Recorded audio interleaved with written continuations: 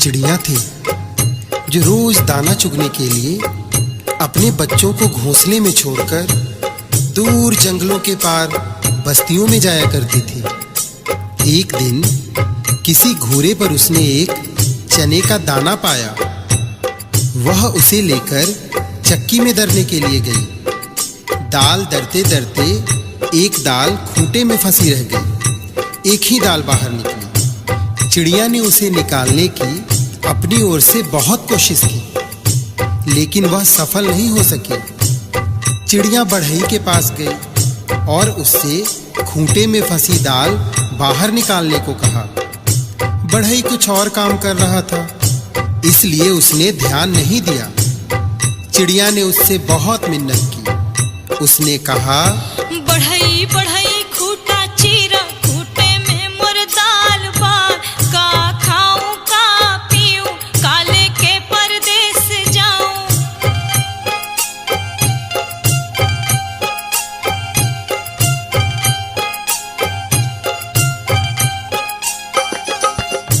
बढ़ई ने उसकी एक न सुनी और उसे दुत्कार कर भगा दिया।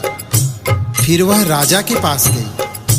चिड़िया ने राजा से गुहार लगाई, राजा, ऐसे बढ़ई को दंड दो जो मुझ जरूरतमंद की बात नहीं सुनता।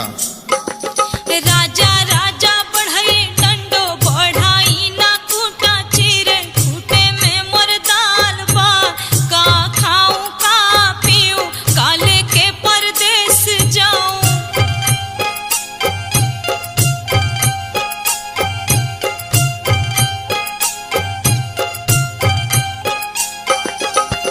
राजा के पास कहाँ इतनी फुर्सत थी कि नन्ही चिड़िया की बात सब काम छोड़कर सुनता। जब उसने भी विनती पर कोई ध्यान नहीं दिया तो वह रानी के पास गई और रानी से बोली, हे रानी, तुम अन्यायी राजा का साथ छोड़ दो। रानी रानी राज बुझावा, राजा ना बढ़ई डंडे, बढ़ई ना खूंटा चीरे, खूंटे में मोर दाल बा, का खाऊं का पीऊं, काले के परदेस जाऊं।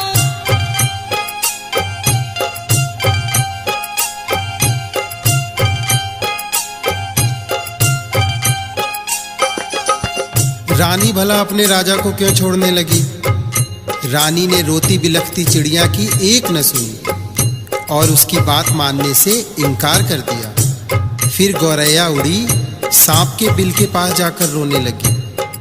बिल से निकले सांप से अपनी विनती दोहराई। सरप सरप रानी डसा, रानी ना राजा छोड़े, राजा ना बढ़ई डंडे, बढ़ई ना खूंटा चीरे, खूंटे में मोर दाल बा, का खाऊं का पीऊं, काले के परदेस जाऊं।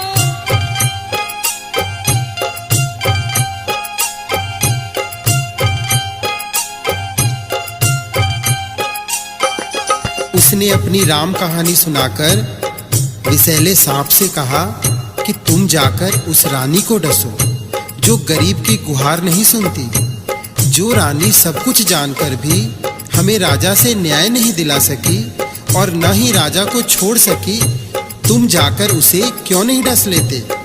सांप ने भी इसमें अपनी असमर्थता जताई। तब भागी भागी गौरैया जंगल में जा पहुंची और उसने बांस से विनती की कि तुम लाठी बनकर उस सांप को मारो।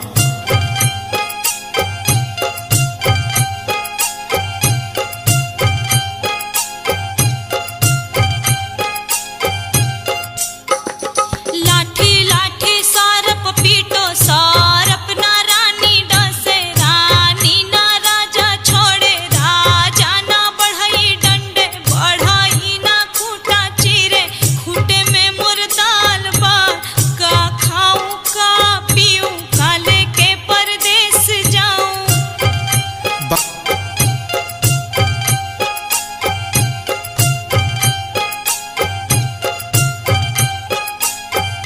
बांस की लाठी भी भला उस नन्ही गौरैया के लिए उस सांप से क्यों बैर मोल लेती? उसने भी इनकार किया। तो गौरैया गुस्से से भर उठी और उड़कर भड़बूजे के यहाँ भभक रही आग के पास जा पहुंची और उसे ललकारा, हे आग, तुम सारे जंगल को जलाकर राख कर दो, जिसमें वह बांस के पेड़ हैं, जिसकी लाठी मुझ गरीब और बेसहारा के लिए नहीं उठती, कोई मुझे मेरा हक नहीं दिलाता। आग ने जब सारी बात विस्तार से जाननी चाही तो गौरैया ने अपनी राम कहानी उसके आगे भी सुना दी। लाठी लाठी विषधर मारे, विषधर ना रानी डसे, रानी ना राजा तजे, राजा ना बढ़ई डंडे, बढ़ई ना खूटा चीरे, खूटे में मोर दाल पा, का खाऊं का पीऊं, का लेके परदेस जाऊं।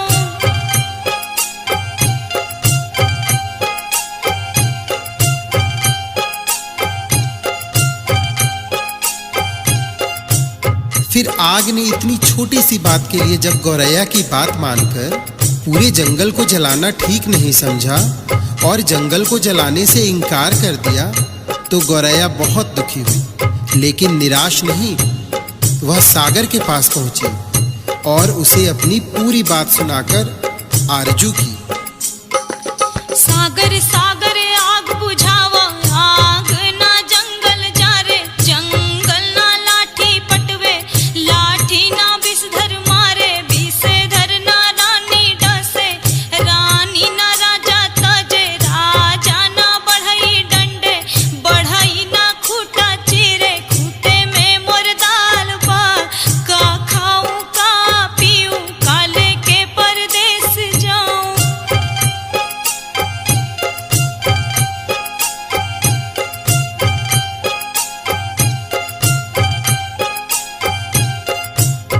विशाल सागर भला गौरैया की इस गुहार को क्यों सुनता।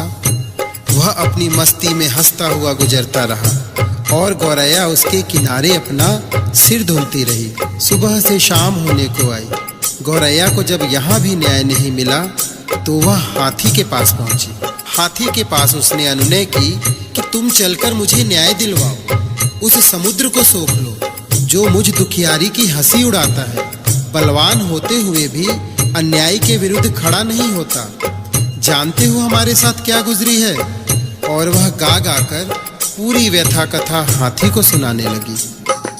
हाथी हाथी सागर सोखो, सागर ना आग बुझावे, आग ना जंगल जा रे, जंगल ना लाठी पटवे, लाठी ना विषधर मारे, विषधर ना रानी डसे, रानी ना राजा तजे, राजा ना बढ़ई डंडे, बढ़ई ना खूटा चीरे, खूटा में मोर दाल बा, का खाऊं का पीऊं, का लेके परदेस जाऊं। हाथी भी गौरैया की बात सुनकर टस से मस नहीं हुआ। उसने भी उसका साथ नहीं दिया और उसकी बातों को हवा में उड़ाता हुआ अपने लंबे लंबे सूप जैसे कान हिलाते मस्ती में आगे निकल गया। अब नन्ही गौरैया का धीरज टूटने लगा। वह थककर चूर हो गई थी। जहां की तहां बैठी लाचार सी होकर आंसू बहाने लगी। सारी दुनिया उसे अंधेरी दिखाई देने लगी। किस किस से उसने अपनी कहानी नहीं सुनाई, लेकिन किसी ने उसकी मदद नहीं की। बेसहारा लाचार की करुण पुकार पर कोई ध्यान नहीं देता। तभी उसके पैरों के पास एक नन्ही सी चींटी आकर उसका हाल पूछने लगी। उसने देखा नन्ही नन्ही चींटियों की एक लंबी कतार एक के पीछे एक बहुत ही अनुशासित ढंग से चली आ रही है। उसने ध्यान से देखा उनका अद्भुत संगठन और अथक परिश्रम। वे बड़ी फुर्ती, तत्परता और सुनियोजित ढंग से अपना काम मिलजुल कर किए जा रही थी।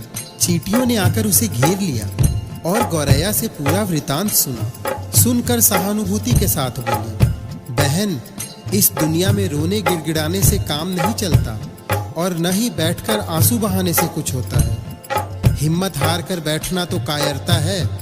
चलो चलो हमारे साथ, हम न्याय दिलाएंगे, कोई रास्ता निकालेंगे। चलते चलते चिड़िया यह सोचती रही कि भला यह नन्ही नन्ही चींटियां मेरी क्या मदद करेंगी, जबकि बड़ों बड़ों ने मुझसे मुंह मोड़ लिया और मेरे किसी काम न आए। खैर चलो देखते हैं, कोई तो मेरी मदद के लिए आगे आया है। चींटी बहना हमारा साथ देने चली है तो उसकी फौज भी तो है उसके पीछे, फिर घबराना क्या, देखते हैं क्या होता है। गौरैया सोचती चली जा रही थी। तभी चींटियों ने उससे कहा कि तुम किसी पास की पेड़ की डाल पर थोड़ी देर बैठो और देखो मैं क्या करती हूँ। कैसे पहाड़ जैसा हाथी मेरे इशारे पर नाचने लगता है और तुम्हारे काम के लिए दौड़ा दौड़ा समुद्र के पास जाता है। हिम्मत हारने से कुछ नहीं होता, मिलजुल कर जुगत लगाने से ही समस्याओं के समाधान का रास्ता निकलता है। गौरैया फुर्र से पास के पेड़ की डाल पर जा बैठी और चकित होकर चींटियों की असंभव सी लगने वाली बातों को कारगर होते अपनी आंखों के सामने देखती रही। चींटी धीरे धीरे हाथी के पैर से सरककर उसके कान तक जा पहुंची। हाथी अपने सूप जैसे कान हिलाता, सूंड से अपने माथे पर फूंक मारता ही रह गया और चींटी उसके कान में घुसकर उसे तंग करने लगी और उसे समझाने लगी। बड़े बड़े बलवान यदि अपने बल अहंकार में चूर होकर दीनहीन छोटों की सहायता न करें तो उन्हें भी भान होना चाहिए कि काम पड़ने पर छोटे भी यदि अपनी आन बान के लिए अड़ जाएं तो बड़ों बड़ों के लिए संकट पैदा कर सकते हैं। अभी तो मैं अकेले आई हूँ, किंतु मेरे पीछे असंख्य चींटियों की लंबी कतार चली आ रही है। कहीं सबने एक साथ चढ़ाई कर दी तो लेने के देने पड़ जाएंगे। अपने प्राण संकट में क्यों डालते हो? मेरी नेक सलाह यही है कि तुम सीधी तरह चलकर गौरैया का काम करो, नहीं तो आगे समझ लो मरता क्या न करता। हाथी झुंझलाहट और घबराहट में चींटी की बात मानने को लाचार हो गया। वह यह कहते हुए गौरैया के काम के लिए सागर को सोखने को तैयार हो गया। मोहे काटो तो मत कोई, हम सागर सोखा भी लोई। चींटी ने हाथी का पिंड छोड़ दिया और गौरैया उसे धन्यवाद देते हुए हाथी के पीछे पीछे उड़ती वापस सागर की ओर लौटी। हाथी जैसे ही सागर के पास उसे सोखने के इरादे से पहुंचा, सागर हाथ जोड़कर बोला, मोहे सोखो वोखो मत कोई, हम आग बुझाइब लोई। सागर जब अपनी तटों की सीमा छोड़कर आग बुझाने के लिए उमड़ा, आग ने थरथर कांपते हुए गौरैया का काम करने का वचन दिया और कहा, मोहे बुझाओ बुझाओ मत कोई, हम जंगल जारब लोई।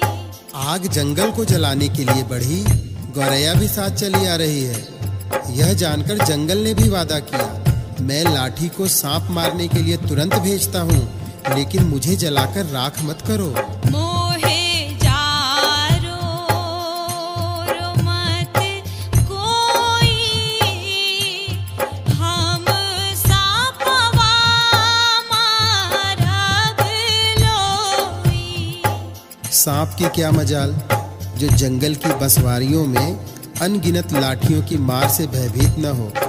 उसने भी बिल से बाहर आकर गौरैया को भरोसा दिया। मोहे मारो रो मत कोई, हम रानी सब लोई।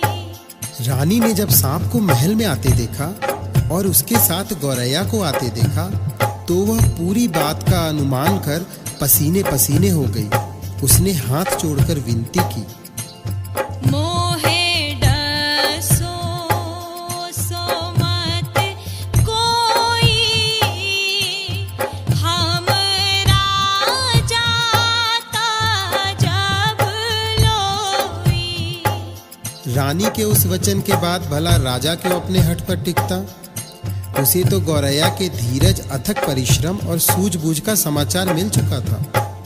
उसने अपनी लापरवाही और अन्याय के लिए क्षमा मांगते हुए फौरन बढ़ई को बुलाने का वचन दिया और कहा, मोहे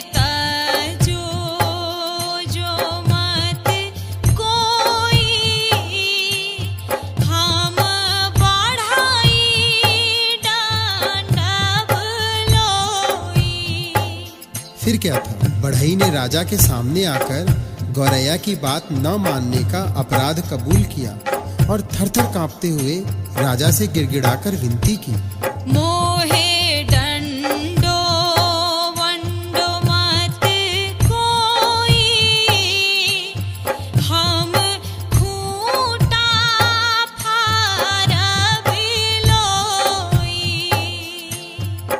गौरैया को और क्या चाहिए था? गौरैया बढ़ई के साथ उस चक्की के खूंटे के पास पहुंची जिसमें चने की दाल फंसी हुई थी।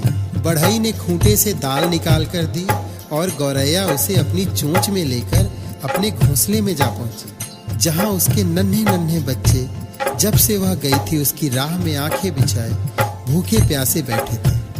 बच्चों ने चहचहाकर उसका स्वागत किया और वह अपनी चोंच से चने का दाना अपने बच्चों को खिलाने लगी और गुनगुनाकर पूरी कहानी सुनाने लगी कि कैसे उसने अपनी हिम्मत से काम लिया। बड़े बड़ों ने उसकी बात मानकर उसकी मदद की, लेकिन जब वह केवल रो गिड़गिड़ा रही थी तो किसी ने उसकी बातों पर ध्यान नहीं दिया। मदद के लिए आगे आई तो वे चींटियां जिनकी संगठित सेना के सामने हाथी भी लाचार हो गया। सच ही कहा गया है, सब उसी की मदद करते हैं जो स्वयं अपनी मदद करना जानता है।